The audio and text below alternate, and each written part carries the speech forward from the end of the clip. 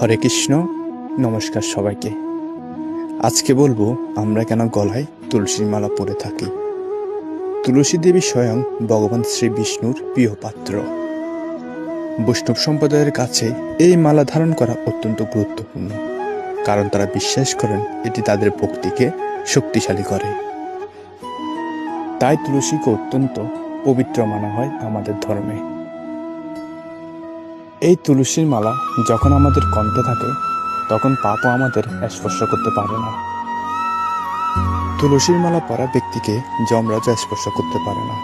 তুলসীর মালা গলা থাকায় অবস্থায় কোনো ব্যক্তি যদি মৃত্যু হয় তাকে নরকগামী হতে হয় না। যারা তুলসীর মালা কণ্ঠে ধারণ করেন তাদের কোনোদিনও বজ্রপাতের মৃত্যু হয় না। গলায় তুলসী মালা পরা থাকলে তাকে কোনোদিনও সাপে কাটে না।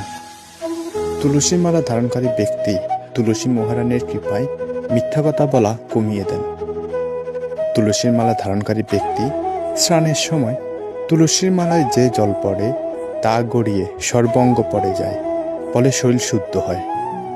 তুলসীর মালা ধারণকারী ব্যক্তি দুঃস্বপ্নের সময় যে ভয় হয় সেই ভয় হয় না। তুলসীর মালা সব সময় শরীর ও মনকে পবিত্র রাখে। তাই আমাদের প্রত্যেকেরই প্রয়োজন তুলসীর মালা গলায় ধারণ করা।